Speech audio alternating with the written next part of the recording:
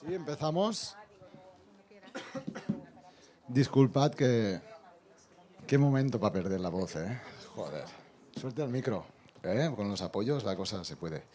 Ah, bueno, vamos a empezar el taller este y primero, si eso, os explico la dinámica que vamos a hacer y después ya empezamos a soltar todo lo que queráis y sintáis, ¿sí?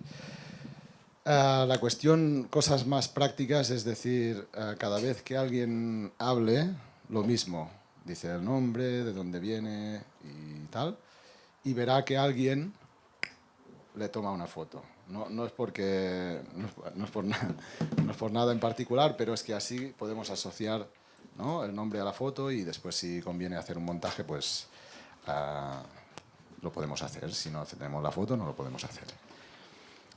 Como decía Nacho, pensad que en vuestras aportaciones esto, tenemos aquí ese chico tan guapo ahí grabando y tan simpático que nos va a dar el apoyo necesario, ¿sí? Con lo cual, pensad bien qué es lo que queréis decir, lo estructuráis y hasta qué punto os queréis abrir o no, ¿sí?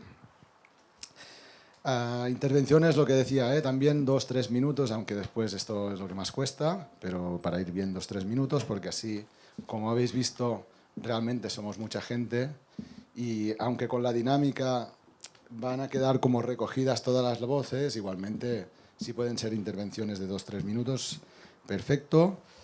Escucharnos, como decía Nacho también, desde la cabeza y el corazón, abriendo las orejas. Y nada más, creo. ¿Vale?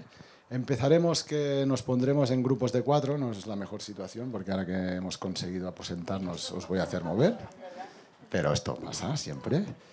No pasa nada, sí. 3-4 para ir bien, porque si no cuesta mucho organizarse. Y discutir en relación a la temática de nuestro taller, que sería abrir la escuela a la comunidad y al territorio, y como elemento transversal el sentido de la escuela, ¿sí? ¿Qué elementos encontráis o identificáis que pueden ser barreras que están frenando, ¿no? Este es el momento de hacer el taller para diagnosticar qué es lo que frena el avance de la educación inclusiva en nuestro país, con lo cual pensad en qué elementos funcionan como barreras. Después, cuando lo pongamos en común, lo que haremos es intentar situarlo en la dinámica esta del árbol, que es que si son situaciones en las que... A ver, cómo si lo explico bien esto, ¿eh? Arriba serían los síntomas, ¿sí? Abajo las causas, ¿vale? Es que a mi hijo no sé qué, no sé cuánto, sería un síntoma, pero ¿cuál es la causa de este síntoma? ¿Qué está provocando o qué tipo de dificultades está manteniendo el sistema que se emerjan, ¿no?, todos estos síntomas? Podemos discutir, lógicamente, si lo ponemos como síntoma o como causa, porque al final es parte del debate también que es interesante que surja en esta situación, ¿vale? Y en principio ya está.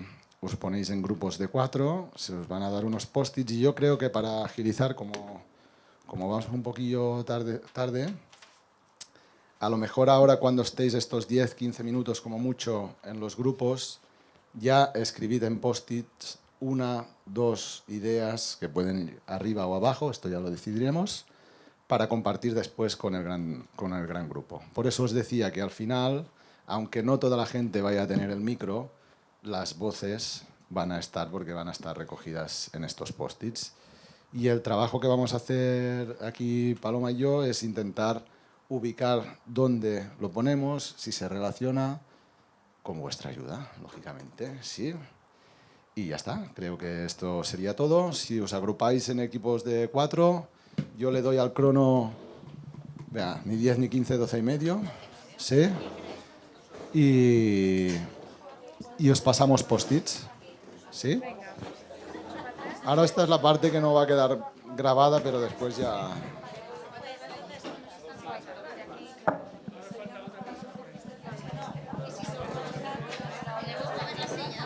Sí, a lo mejor os podéis meter por el centro.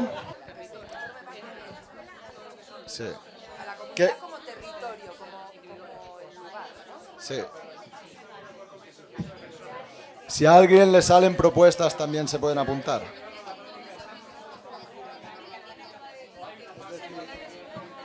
¿Qué barreras hay, no? Es decir, y en el sentido de la escuela, ¿no? Es decir, ¿cómo limita la escuela?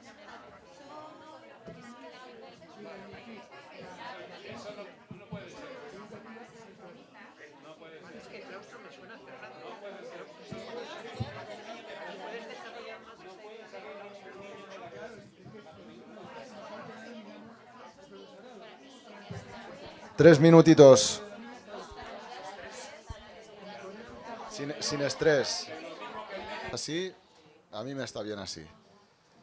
Ahora lo que intentaremos hacer es ir, por eso os decía, ir priorizando que post-it, porque he visto gente que ha rellenado 15, ¿sí? Con lo cual, yo entiendo que muchas barreras hay, ¿sí? Muchas barreras hay, pero a lo mejor para sacar las 15 no nos da, ¿sí? Pero lo que iremos haciendo es rondas hasta que pongamos, el tiempo nos dé para, ¿sí? Ir recogiendo todas las barreras que habéis identificado en relación a todo esto que puede frenar el paso hacia la inclusión, ¿sí? Con lo cual, ahora cada grupo en 0, escoge una persona que comunique la idea y nos la comunica y debatimos sobre esa idea, si la colocamos como síntoma, como causa, qué es lo que habéis hablado en vuestro grupo en relación a esta idea que puede ser, que funciona como barrera. ¿Sí? ¿Lo tenemos? ¿Pero una o más? Una. Y haremos vueltas. ¿Sí? Por ahí mismo, sí.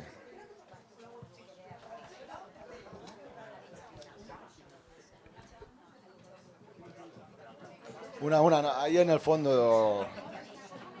Dale el micro. Espera, quiero un momento. Bueno, empezáis por una y luego... Sí, no. Sí. Daremos vueltas. Bueno, buenas O sea, tardes. aparte de no tener voz, me explico mal, ya lo veo, pero perdonad. Cada grupo dirá primero una, iremos dando vueltas para que al menos cada grupo pueda decir la que ha considerado más relevante, ¿sí? Seguiremos hasta que el tiempo nos dé espacio, ¿vale? ¿Sí? Venga. Vale, pues bueno, primero el nombre y demás, ¿no? Me llamo Miguel, soy educador social en un equipo de orientación educativa, en concreto en Cádiz, en San Lucas de Barrameda. Y también vengo representando al Colegio de Educadores y Educadoras Sociales a nivel de España, ¿no? Vale. Una de las ideas era que es una barrera, pero también una oportunidad, ¿no? Que es que la idea de que el profesorado solo no puede. O sea, la complejidad de necesidades que aterrizan en la escuela es tanta que el profesorado solo no puede. Hace falta abrirse, ¿no? Entonces, esa sería una de las primeras ideas clave. ¿Y dónde la situamos? Sí, como barrera sí, pero... ¿Como causa? ¿Sí? ¿Por qué causa? O sea, porque socialmente queremos siempre... Cada vez que hay cualquier problema social, la escuela lo tiene que resolver, ¿no? El acoso en la escuela. Los padres que se separan en la escuela. Un duelo, como decían con la compi. La escuela. Todo pasa por la escuela porque realmente la escuela es la institución que reúne obligatoriamente a toda la población en un momento dado de su vida. Entonces, todas las problemáticas sociales aterrizan en la escuela. Y de alguna manera hemos cargado al profesorado con esa responsabilidad. Y entonces, la idea de que ellos solos y ellas solas no pueden es clave para poder transformar. Y de ahí ya vendrá la clave de abrirse al territorio, que es una de las claves que dan a esto, ¿no? Yo más que una causa lo veo un efecto de una mala gestión. O una consecuencia.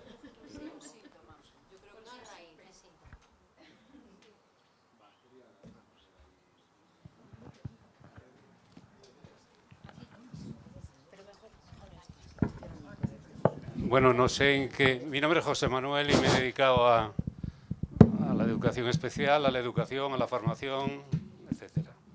Lo que primero hemos visto es que la educación para todos...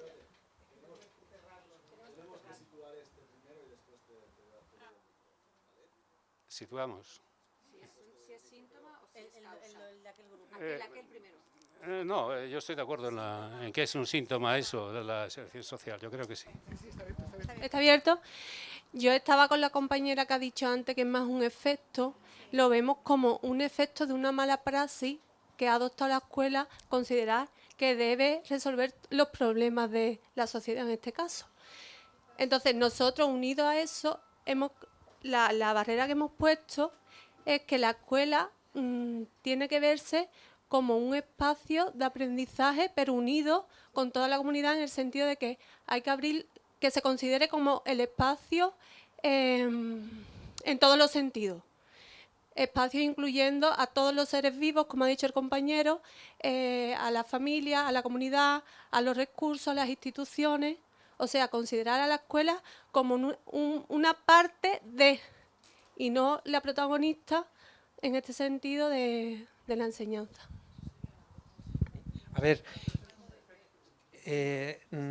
Raúl, orientador educativo y vivo en Deltebre. El claustro no es el responsable de la educación. Claustro es algo cerrado. La responsabilidad de la educación es de todos y todas. En este sentido, si solamente se toma como que el docente es el responsable, jugamos a que sí que puede solo, y no es verdad que pueda solo. Nadie puede resolver los problemas de la comunidad solos y solas. Cualquier problema no viene del alumno, no es del docente, es de la comunidad. Es un problema de todo el territorio y la respuesta, la solución, la debe dar toda la comunidad conjuntamente. No es un problema de aula, de docente y mucho menos de alumnado.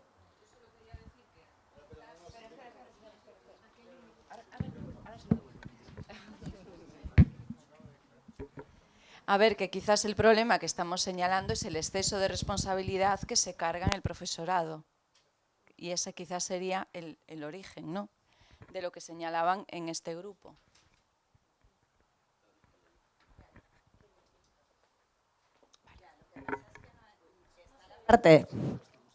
Que está la parte de estar solo, pero también está la parte de no te dejo participar. Es decir, yo estoy solo, pero porque hay una falta de cultura democrática en las escuelas que es brutal. Y entonces, claro, es que no puedo con todo. Bueno, pues no sé, deja que entre otra gente. Es que yo no puedo. Pues hay un montón de niños que podrían ser parte. Hay un montón de familias que podrían ser parte. No, las familias no, cuidado, cuidado. Los niños, ¿qué van a decir los niños? Eso lo hay mucho en la escuela española, ¿eh? Eso es causa. No, yo creo que eso es raíz. La falta de cultura democrática.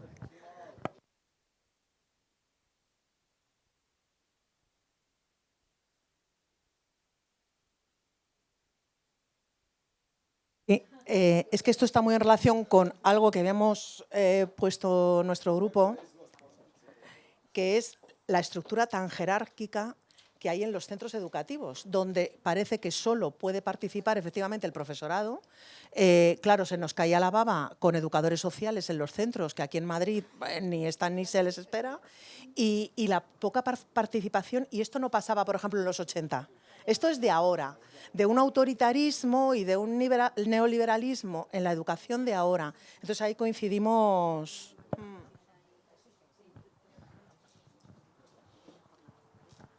Bueno, yo no sé si...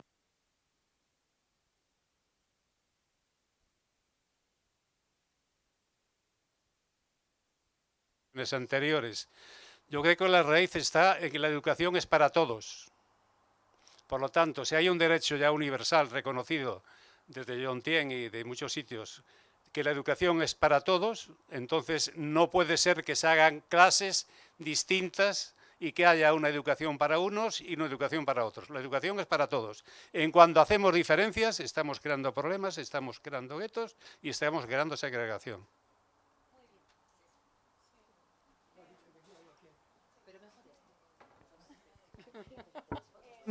Yo un poco creo que aunar, ¿no? Creo que va en relación a todo lo que hemos dicho, ¿no? Nosotros hemos puesto aquí, creo que es una causa, es una barrera causa, y es el concepto que se tiene un poco con la falta de democracia, ¿no?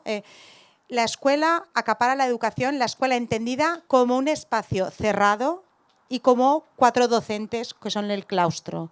Es decir, cuando se entiende la escuela como los 4 docentes y las 4 paredes, entonces lo entendemos como una barrera que sería una causa. Luego ya la consecuencia es todo lo que viene después, ¿no? Y que tiene que ver con la falta de cultura democrática y que tiene que ver con que es una causa y si hacemos esto no llegamos a todo, porque no podemos, por eso yo creo que lo vuestro, que no sé exactamente lo que habéis dicho, exactamente, pero era una consecuencia de esta causa, ¿no? Ya. Perdón, Ana Cris de Unizar. Un momentín. No, porque tengo el primero en la mano aún, ¿eh? Es decir, lo digo porque ha empezado como una consecuencia, pero... como una causa, pero es una consecuencia de esta falta de cultura democrática, en realidad del otro eje transversal que es el sentido que tiene la escuela. Yo lo cuestionaba o preguntaba más por curiosidad, aunque sea, por una cuestión de que cuando dicen, ¿no?, el profesorado no puede solo, a mí me chirría a necesitamos más recursos, ¿sí? Y el enfoque que se da a estos recursos. Es decir, porque si yo meto educadores sociales en la escuela para que me saquen el grupo de personas que están desfavorecidas por lo que sea, cambia la idea, ¿no? Es decir, o a lo mejor lo que tenemos que hacer es definirla mejor en el post-it para que no se nos vaya, o yo soy muy mal pensado, que también pasa. ¿Sí? No sé si la queréis definir mejor y después la pillo, o la engancho aquí, y de momento sería como consecuencia de una falta de cultura democrática y de que, bueno, la escuela tiene que ser para todos. Y de la estructura, sí, que tiene que ver con la estructura jerárquica de los centros educativos. Y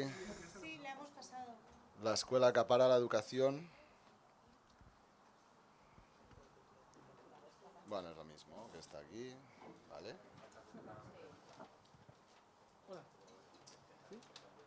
Sí, la falta de cultura. ¿Y esta quién es? Sí. Ahí. ¿Qué es esta? La escuela acapara. La escuela. Para explicarlo. Hay en la sociología de la educación, no me voy a enrollar mucho, pero rápidamente, ahora mismo está entre, o bien acabamos con la escuela, que es lo que dicen Jordi Collet y Stephen Ball, ¿no? Sí. O bien acabamos con ese modelo de escuela que está centrado en el aula, donde el docente es el rey y como una patria, una lengua, un territorio, pues piensa que ahí puede hacer lo que quiera. Entonces, ese es el modelo de escuela que debe reconstruirse o simplemente destruirse, ¿no? Luego, hay otro concepto que es el de territorio como conjunto de personas, seres vivos y espacios en que conviven, teniendo en cuenta que todo ser vivo necesita un espacio y movimiento libre. Eso tiene que ver con las raíces antropológicas, y es que durante 250.000 años nosotros como seres humanos, nosotres, nos hemos educado a través del autoaprendizaje relacionándonos con personas de toda la comunidad.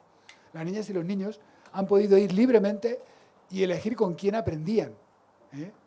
El modelo de reclusión menor, es moderno. Es moderno y se fundó, ya sabéis, en el siglo XVI-XVII. Y por tanto, ese modelo en el que las niñas y los niños aprenden libremente en un espacio seguro, ese que debemos recuperar. Vale. Territorio es un espacio seguro donde las niñas y los niños pueden aprender libremente. Me das el post-it para... En realidad tiene que ver con el sentido de la escuela, ¿sí? ¿Para qué la hemos creado? La compañera lo va a concretar en un ejemplo del uso del territorio del espacio. Te lo compro. Que hemos llegado a esa conclusión porque mi hijo cuando era pequeño, entró en la primaria con 7 años, él tenía el sentimiento de cuando iba a la escuela, iba a la cárcel. Era un niño muy activo y él le superaba tener que estar 4 o 5 horas en la escuela en una clase encerrada. Entonces, la expresión de él mamá, es que estoy en una cárcel, esto parece una cárcel.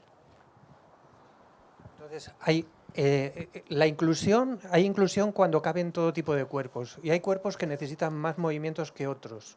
Es necesario espacios abiertos, igual que es necesario espacios de protección donde alguien se pueda reconstruir, apartar y salir cuando vuelva a sentir esa energía de salir hacia afuera. Lo que es este elemento que es propuesta, anótalo en un es post-it y me... espacios abiertos y espacios de protección. Anótalo en un post-it que lo pondremos Igual que al aquí lado. hemos creado un espacio de paz, de relax en el Venga. encuentro. Venga, va, saltamos. Usted quería la palabra, ¿no? ¿Cuál era el post-it? Otra cuestión que teníamos es que, también en relación con esto, que la escuela se ha centrado demasiado en la capacitación. Y cuando los valores y todo lo que es la educación pues se ha quedado en segundo término, y esa es una razón por las cuales hay más segregación o más exclusión. Está en realidad efecto o causa. ¿Esta era la? No, capacidad. Efecto. Mirada capacitista. Dices que es efecto. Explícamelo, va. Espera, voy. Venga, Vicky. Ah. Porque yo te he dicho qué causa, sí que explicar. Bueno, pues que aquí habíamos... A ver, claro, pensamos que la causa de eso, que es las competencias básicas, no sé qué, como elemento central, es la lógica de la competitividad en la escuela, frente a una lógica de la cooperación.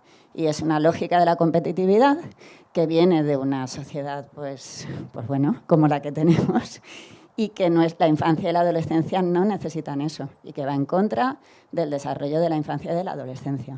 Entonces, una estructura, tanto en el currículum como en las estructuras que se crean, como en los sistemas de calificación, como la competición después para entrar en los ciclos formativos en la universidad, ¿vale? Todo esto es una competitividad que una de sus consecuencias es lo que estabas planteando, y otra de sus consecuencias es la presión hacia la homogeneidad.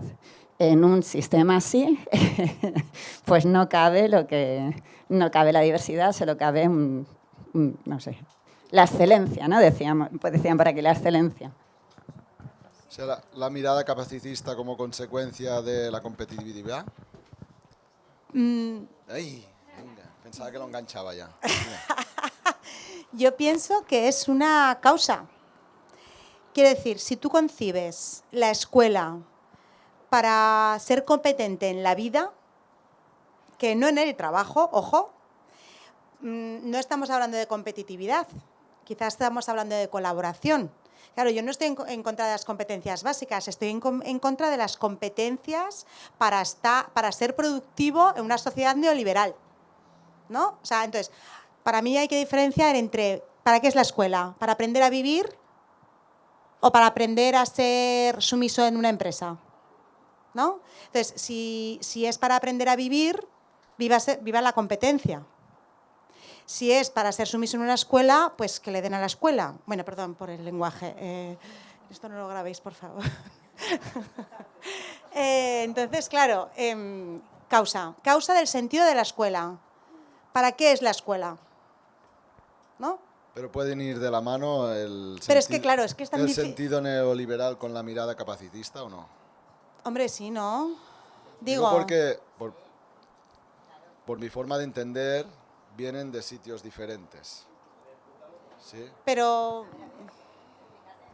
Es decir, la mirada capacitista, ¿no? Viene de una tradición clínica y de una forma de mirar la discapacidad, ¿no? O la capacidad. ¿Sí? El capitalismo también es... Pero para mí el capitalismo muchas veces puede ser consecuencia también. Porque si no eres productivo, ¿no? Consecuente... ¿Eh? Ya. ¿Tú ibas a decir algo? A ver, por no centrarlo en la discapacidad, que es la mirada capacitista, la mirada antigitanista, la mirada xenófoba, entonces igual es la mirada centrada en prejuicios que se ejercen sobre determinadas categorías sociales, grupos humanos que categorizamos, ¿no? Y que al final tenemos en un cajón, les ponemos un nombre y a esos grupos pues como que los apartamos a cada uno por una razón, digo, por no centrarlo todo en la discapacidad. Ha salido otro aspecto que es el de la homogeneidad. Si es una escuela, una educación homogénea para todos, para una media inexistente, también dentro del territorio los espacios también se crean para la homogeneidad. Entonces, hay espacios creados solamente para infantil que impiden que tengan contacto con los hermanos, con los amigos, que aprendan de los mayores. Hay incluso espacios creados solamente para 3 años, que impiden el contacto natural con los más mayores, que es como, decía el compañero, de toda la vida hemos aprendido. Eso es algo que no cuesta dinero. Eso es algo fácil de hacer y que, sin embargo, en nuevos centros de nueva construcción ya se crean con esas barreras físicas, territoriales, de espacios cerrados. Hay que abrir a que puedan estar juntos y juntas niños y niñas de diferentes edades. Si abrimos eso, estamos abriendo a que estemos juntos gente con diferentes niveles de competencia escolar. Y no pasa nada, se aprende de esas diferencias. Y es como podemos aprender con gente diferente. Sí, desde pequeñitos hemos estado con ellos, les hemos ayudado, ellos se han sentido seguros con nosotros y con nosotras, y no separados en el extremo ya máximo, en un rincón, en un aula de educación especial porque eres diferente, ¿no? Pero es que ya ocurre en educación infantil, que ya se vas separando artificialmente por edades.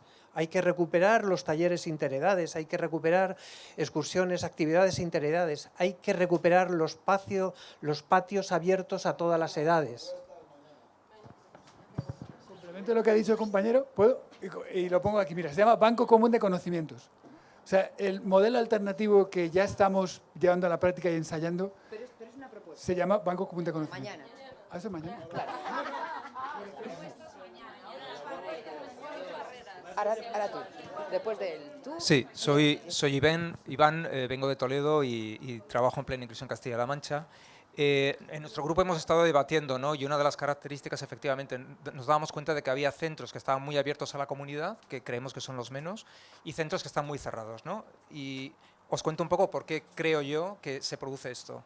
Evidentemente es mucho más fácil de controlar el sentimiento de control cuando estás cerrado que cuando estás abierto a la comunidad, ¿no? Yo creo que no pasa solo en el centro educativo, sino pasa en cualquier institución humana. Nosotros en Plena Inclusión nos está ocurriendo lo mismo, ¿no? Nos estamos abriendo ahora a la comunidad y eso significa también una pérdida de control. Es decir, empieza a complicarse la historia, ¿no? Pero al mismo tiempo es algo que fundamentalmente lo tienes que hacer si quieres trabajar bien, ¿no? Entonces, veíamos, por ejemplo, que había centros que precisamente por esa falta de apertura tenían un desconocimiento del territorio. O sea, tú le preguntas ahora a muchos centros cuántas, por ejemplo, movimiento asociativo que trabaja en tu comunidad. Hay mucha gente que no te sabe responder, ¿no? Por lo cual estás perdiendo.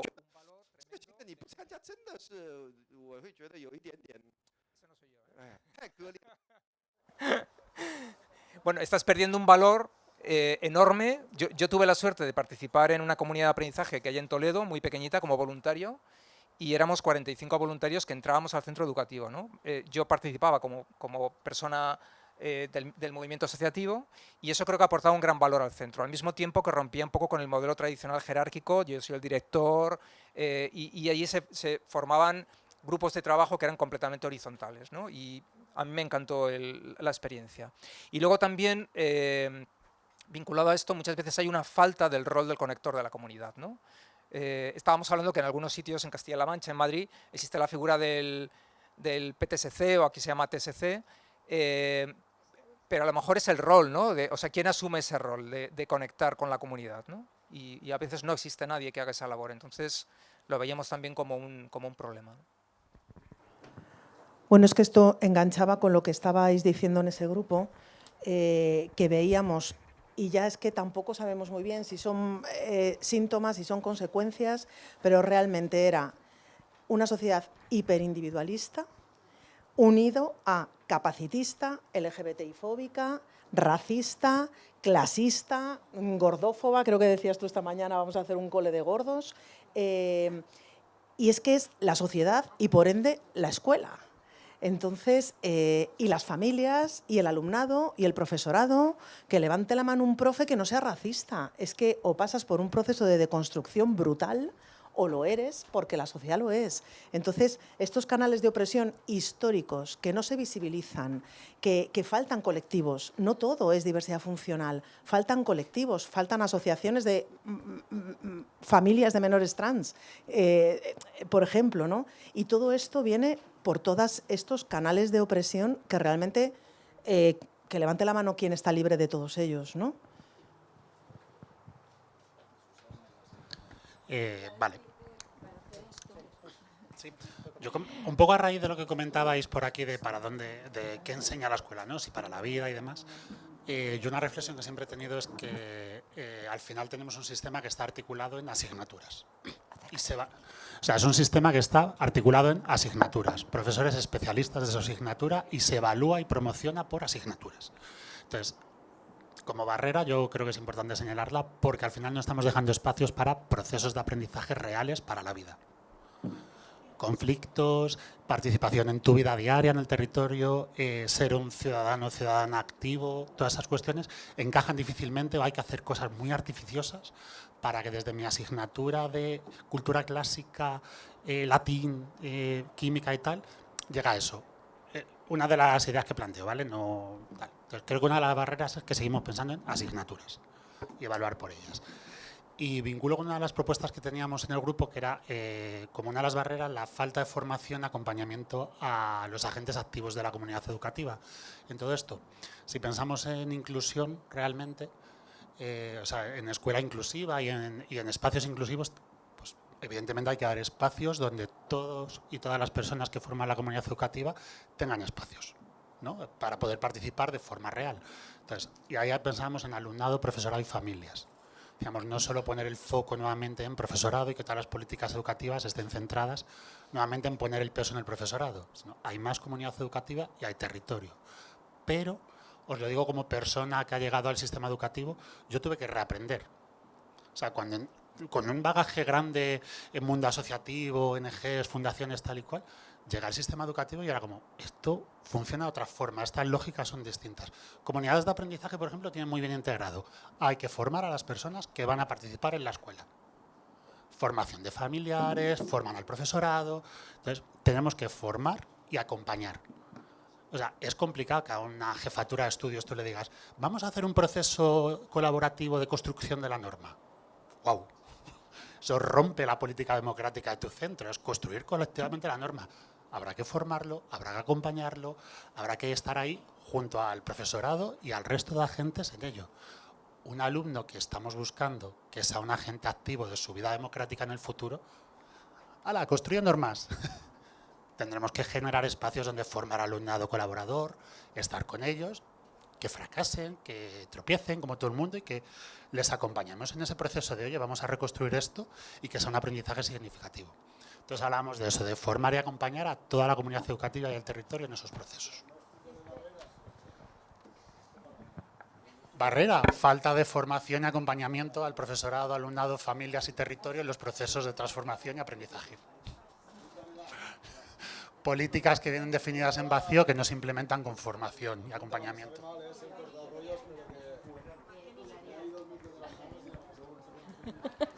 A ver, yo soy Rosa de Fundación CEPAIM. Es en relación a lo que ha hablado Iván, de esta falta del rol del conector con la comunidad. Creo que en muchas ocasiones el problema es la necesidad de cumplir con... Es que no me da tiempo a dar el temario. No me da tiempo a dar el temario, entonces a mí me proponen que entre alguien en mi aula y ceder mi hora para que venga alguien a hablar de algo relacionado con mi asignatura, pero que no es mi asignatura, hoy no, porque no me da tiempo a terminar. Entonces creo que a veces esa presión para terminar, esa presión para dar el temario bloquea cualquier posibilidad de comunicación o de colaboración con la comunidad.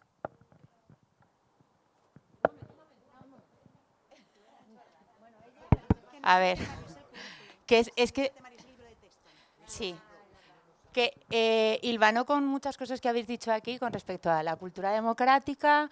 Por aquí habéis dicho a un jefe de estudios, no sé qué. En la Asamblea General antes se ha hablado, pero se ha hecho... Yo no he levantado la mano porque digo, hay muchas cosas interesantes y en Barcelona ya dije, ¿vale? Yo soy directora de un centro educativo, de un colegio. Y creo que lo principal para que exista este cambio son equipos directivos activistas, porque si no hay un líder que impulsa el cambio, no podemos hacer nada. ¿Vale? Entonces, lo que no puede ser es, bueno, aquí podríamos hablar, además formo parte de la Asociación de Equipos Directivos y de FDIP, ¿vale? Entonces podríamos hablar largo y entendido, pero no hay una intención de mejora en la función directiva. Por lo tanto, si no hay una mejora, nadie va a querer ser equipo directivo. ¿Y quién es equipo directivo? Es que estoy en el pueblo y me voy a Zaragoza, en mi caso, ¿vale? No, yo no, yo ya estaba, ¿vale? Pero me voy cerca. Entonces, esto es lo que no puede ser. Tenemos que ser los maestros y los docentes de secundaria y el resto de etapas, los activistas, echar un paso al frente y ocupar los órganos de decisión. Porque si no, esto no va a funcionar. Vale. ¿Se me escucha? Vale. Bueno, aparte de madre soy educadora social y trabajo sobre todo en zonas de transformación social, en zonas de situación de vulnerabilidad. Y lo que tú comentabas de los equipos directivos, me encuentro con directores muy potentes, muy comprometidos, muy activistas, pero después la dificultad que hay es el sistema propio de cómo acceden el profesorado a esos centros. Normalmente hay una alta rotación. Son profesores que vienen y permanecen en el centro 2 meses, 3 meses, un curso a lo sumo.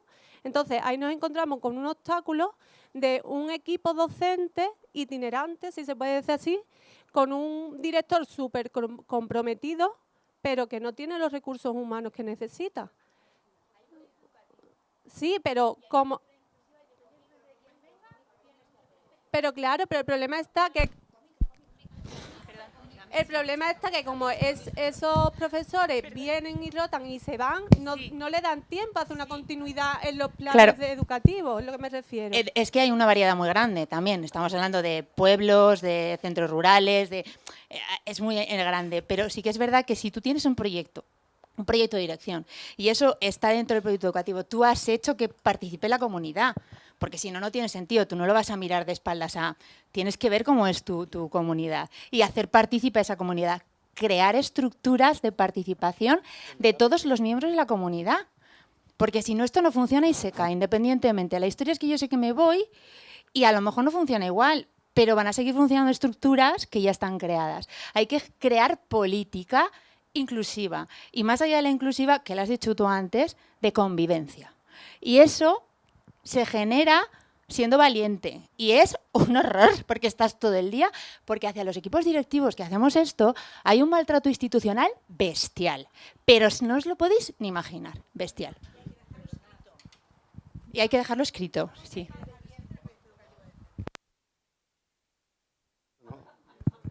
¿Va esto o no va? Sí, debería. Hola.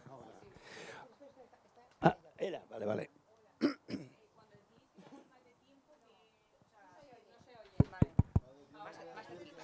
Pero, tienes un dedo mágico, ¿eh? Bueno, nosotras realmente hemos hablado muy poco porque sobre todo eran propuestas y hemos dicho, bueno, pues ya todo para mañana, ¿no? Pero sí queríamos compartir, bueno, yo soy Marta, vengo de la Universidad Autónoma y lo que queríamos compartir con vosotras es un poco la poca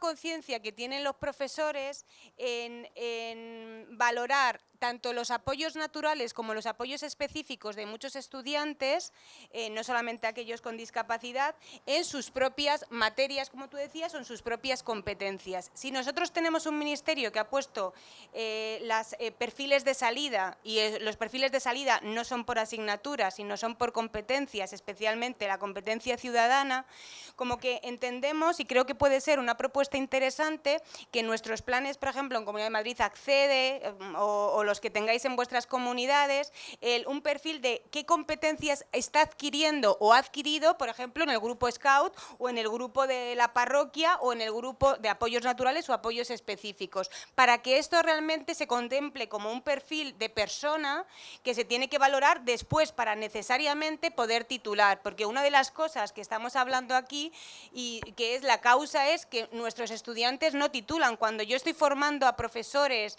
a futuras maestras y maestros en estos temas, en inclusión, claro, me dicen, sí, podemos hacer multinivel, el DUA, lo que tú quieras, pero luego estos no van a titular.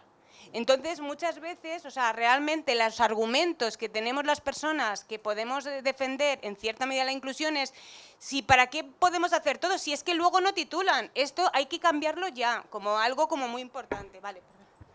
Sí, sí. Sí, bueno, soy Jaume, de Barcelona. Hay tres cosas que me gustaría como elemento de reflexión. La primera, y con todo el apoyo a ese modelo directivo que estabas defendiendo, muy bien, pero el modelo directivo es un modelo antiguo, corresponde a una estructura social y educativa, diríamos, de cuando yo iba a clase, ¿no? Cuando yo iba a clase. Y esto hay que cambiarlo, o sea, no puede ser. Lo que pasa es que hay demasiada gente que se encuentra bien con este modelo. O sea, un modelo que va de arriba abajo y, por tanto, o lo hace, eso se lo digo a la inspectora o al inspector, y entonces eso no se aguanta por ningún lado. Primero, cambiar el modelo educativo. Segundo, yo me plantearía el modelo curricular, ¿vale? Pensar en el modelo curricular, pensar qué estamos haciendo, qué tipo de currículum. ¿Os imagináis el papel de los profesores en cuanto se introduzca la IA? ¿En serio? Va a ser la hostia. Claro, va a ser la hostia. ¿Qué vaya a hacer? ¿O qué vamos a hacer? Hay que pensar en eso y pensar a menudo ya. No esperar que caiga, sino ya, ¿vale? Segundo problema, modelo participativo. Los claustros no tienen un modelo participativo. Tengo mucha experiencia de los años 80 para participar y de los años 2000 para no participar. Es decir, ¿qué hacen los profesionales de la educación? Dicen, no, ya lo dirá el director, la directora, a fin de cuentas vienen a informarnos y se van, ¿vale? Por tanto, no hay modelo participativo. Tercer tema, ¿y los chavales? ¿Participan en alguna cosa? Claro, ¿tienen algún valor? Claro, y todos, todos. No tienen ningún valor. La opinión de los chavales no cuenta, ni de los que piensan, ni de los que no pueden pensar, o pueden pensar igual que los otros, ¿vale? Entonces, ahí tenemos un problema. Y el último, y os dejo tranquilas.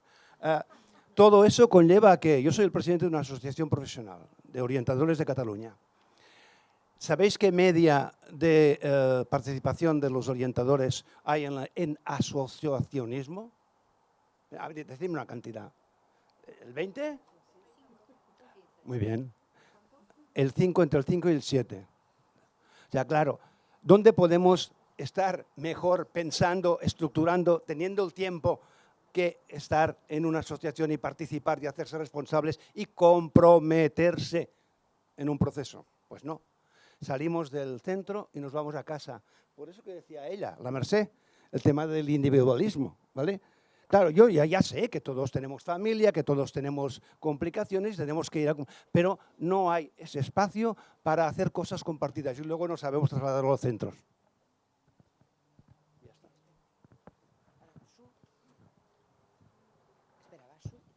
¿Tú vas a continuar con este tema?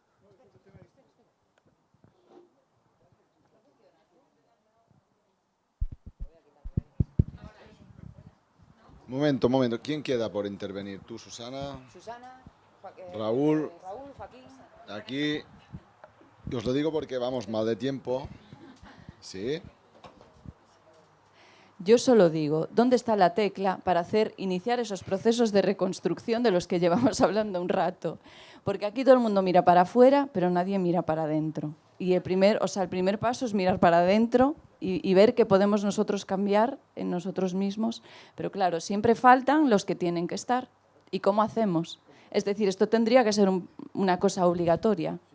Porque al final, esto empieza por querer y por creer. Un momento, micro.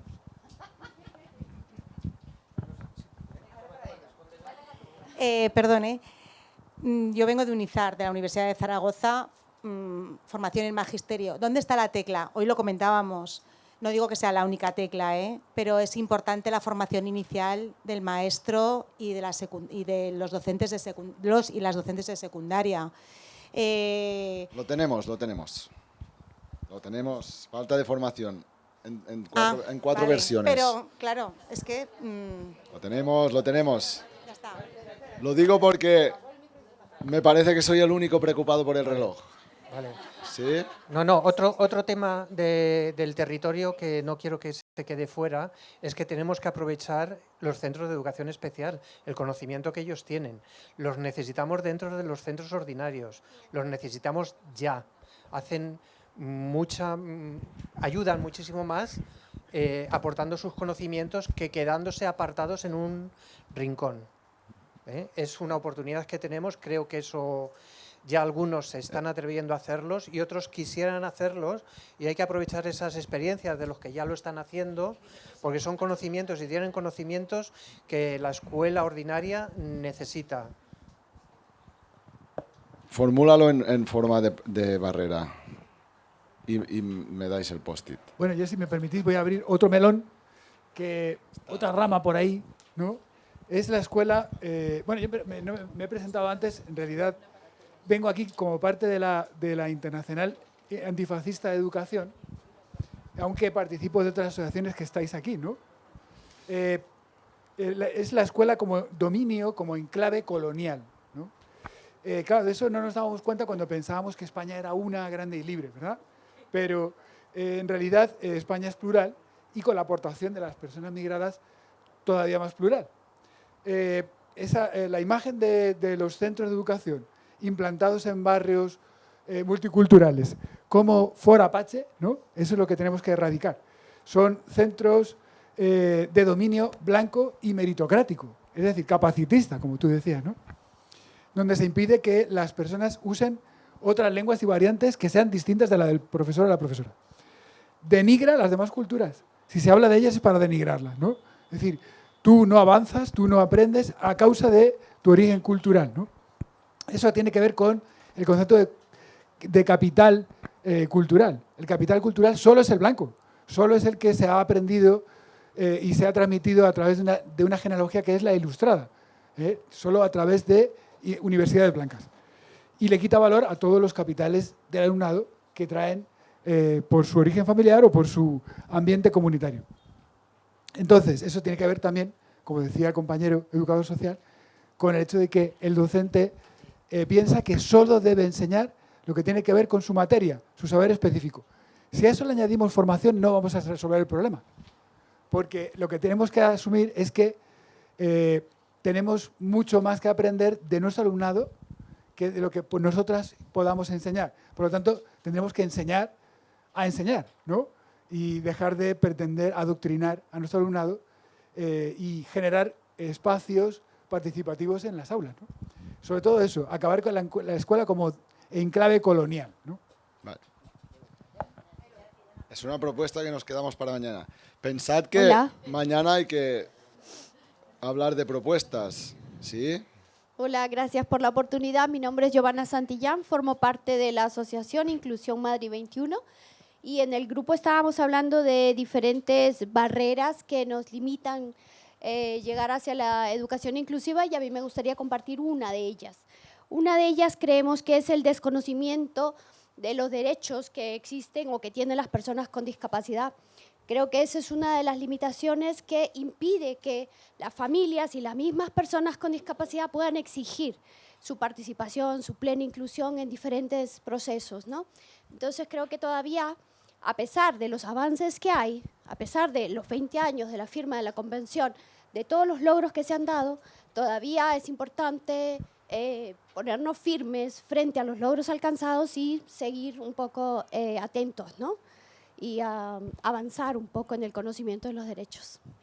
Muy bien, ¿la puedes recoger en un post-it y me la dais? Un momento. Porque se acaba el tiempo, hay un montón de manos. Un segundo. Como no hemos seguido esa ronda, porque lógicamente a la que se me fue el micro se me fue todo, ¿sí? La pregunta es, ¿Hay alguien que no haya hablado que quiera hacer una aportación? Yo. Y Mónica, venga.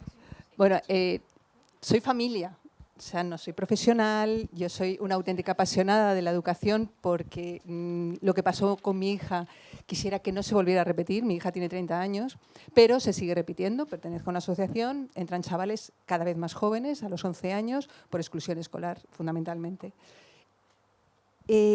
Una de las barreras que puedo deciros y que no se ha nombrado son esas familias prêt-à-porter, o sea, ese 70% que el alumnado más o menos avanza, no da problemas, no tienen ninguna dis, no tienen ningún pero, no tienen ninguna...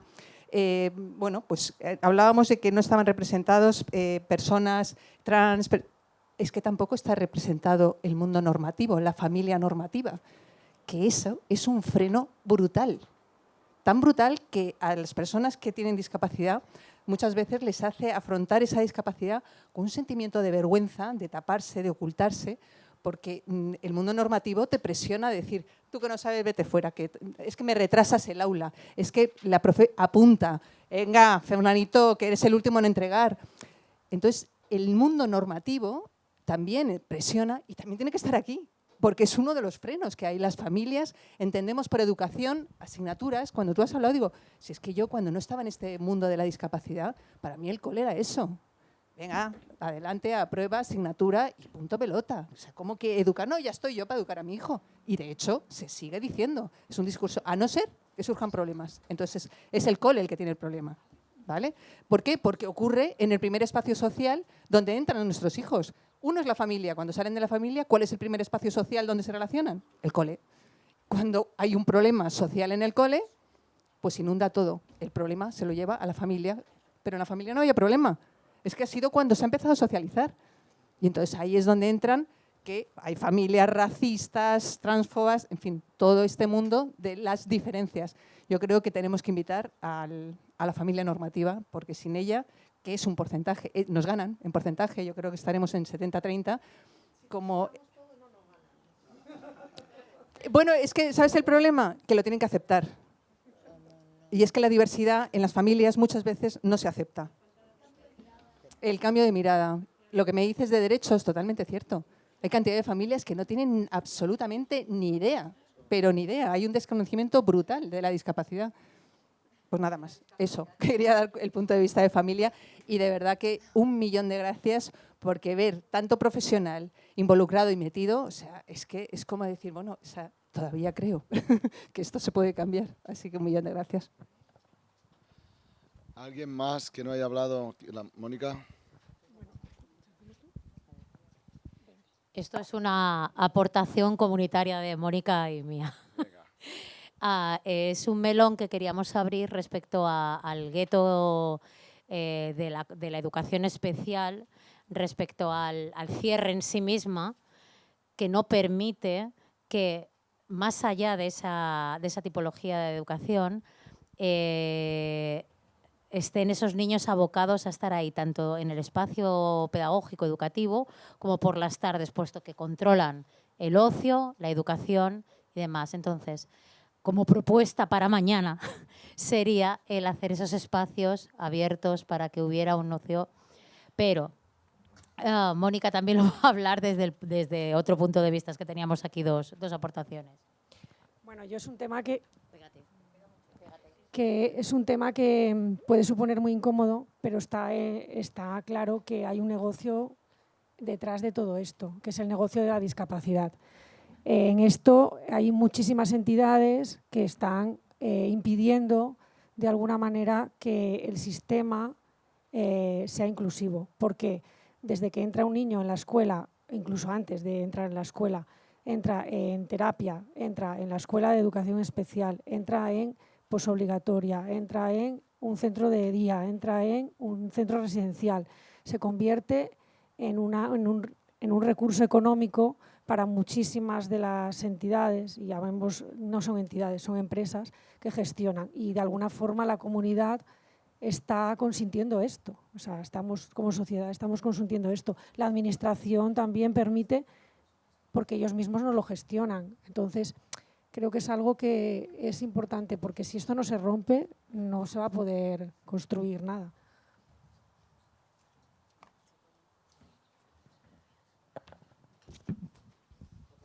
Yo sí. Bueno, en 4 minutos hay que bajar. ¿Sí?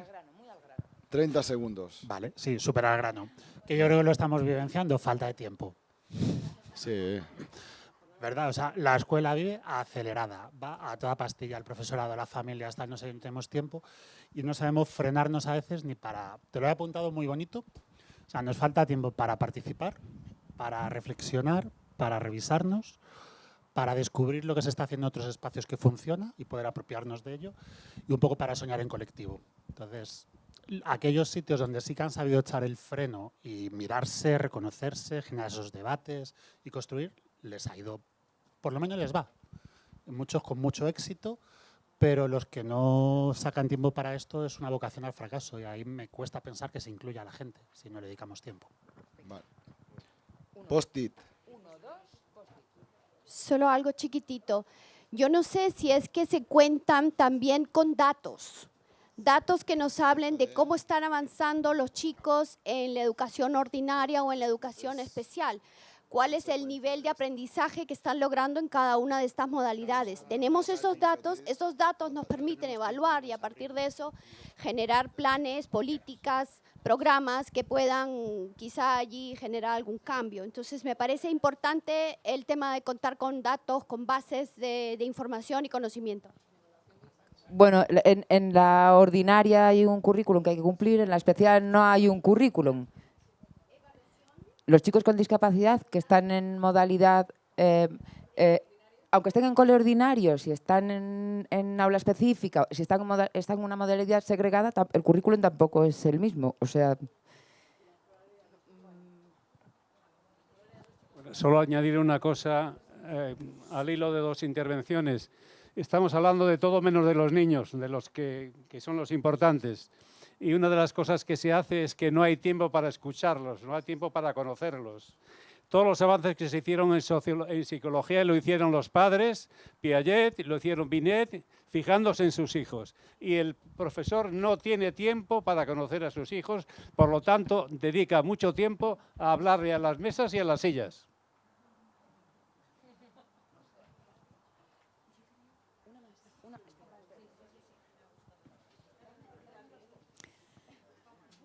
A mí hay una cosa que me preocupa, que es que cuando se nombra como barrera, como la composición social o en la sociedad las ideas, pues bueno, racistas, homófobas, capacitistas, cuando se nombra todo esto como una barrera, a mí me preocupa un poco, porque me preocupa en el sentido de que yo creo, de no verlo como una barrera insalvable, porque yo creo que junto con esas ideas, o sea, que junto con esa corriente competitiva, capitalista, antidemocrática, junto con esa corriente hay otros sentimientos, otras prácticas que se dan en las familias, que se dan en las escuelas, que se dan otro tipo de prácticas que tienen que ver con la humanidad, que tienen que ver con la solidaridad, que tienen que ver con el cuidado, que también están en nuestra sociedad, que están mucho, y a mí lo que me parece es que cuando dejamos en manos de la comunidad el dar solución a estos problemas, ¿no? Al bullying, a no sé qué, y dejamos a la comunidad que lo tome en sus manos y no está esto burocratizado, y confiamos que la comunidad también tiene todos esos saberes, suele ir bien, ¿sabes? Entonces yo creo que es importante tenerlo en cuenta, porque si no, claro, nombramos la barrera, pero decimos, a ver, junto con esa barrera hay facilitadores que en nuestra sociedad no son los grandes monopolistas, no, en nuestra sociedad somos currantes, y como currantes la mayoría de la población tenemos nuestra solidaridad y nuestra familia y nuestro cuidado. Sí. Sí. Una cosa muy rápida. Como supongo que de aquí saldrán mañana, trabajaremos propuestas, creo que es importante recoger en Barrera el miedo al cambio. O sea, pero no solo el miedo al cambio, sino la criminalización que hacemos del miedo al cambio, porque si no acompañamos primero, si no nos acompañamos a los profesionales, al profesorado, que hay que entender que tenga miedo, o sea, que tenemos miedo, si no lo entendemos nosotros mismos, nos acompañamos ahí y no cuidamos ese miedo para poder hacer el cambio, no vamos a cambiar. Entonces, eso es una barrera importante. ¿Cómo cuidamos ese miedo para poder dar ese salto?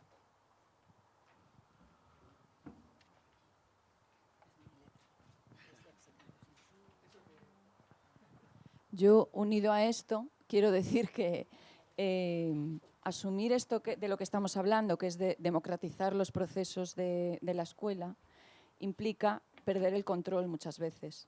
Y esto da mucho miedo. Entonces, creo que es otra barrera, ¿vale? El perder el miedo a perder el control.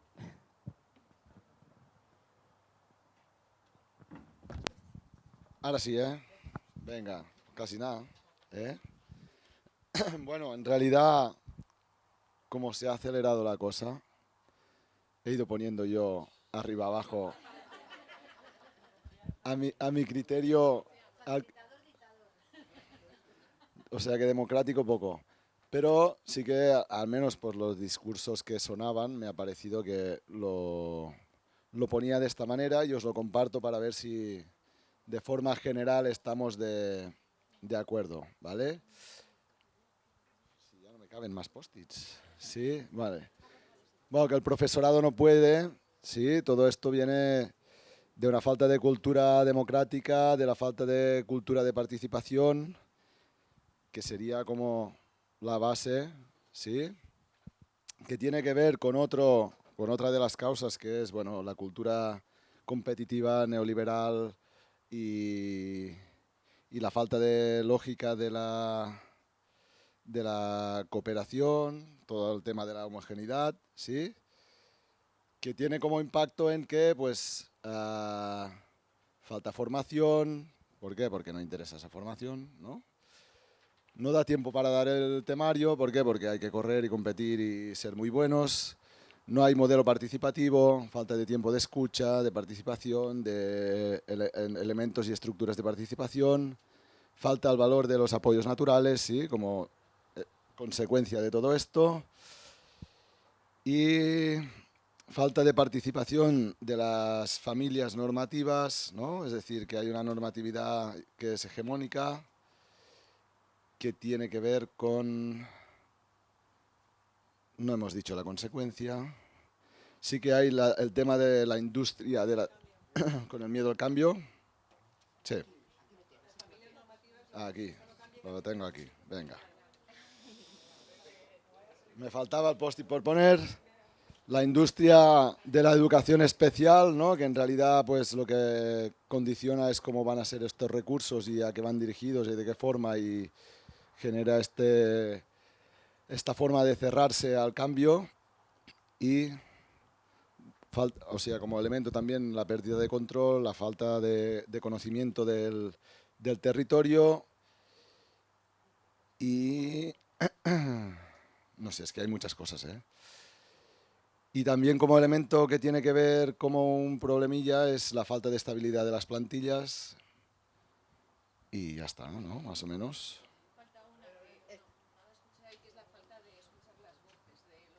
Bueno, por la falta de tiempo, en realidad la puse aquí como falta de tiempo, como no hay tiempo para escuchar. Dime.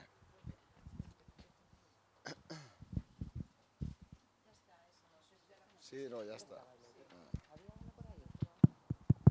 Lo que no sé.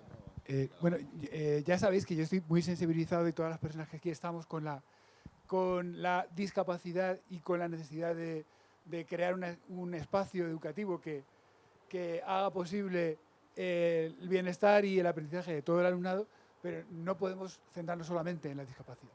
Entonces, hay una causa que es causa de que la escuela sea un desastre, y es la segregación escolar, que multiplica la segregación urbana. Es decir, no solamente creamos guetos donde se concentra la población con menos renta, sino que encima, dentro de esos guetos, todavía guetizamos más y centramos concentramos al alumnado con discapacidad, alumnado con necesidades sociales, en centros denominados de difícil desempeño o como se les quiera mal denominar, etiquetar.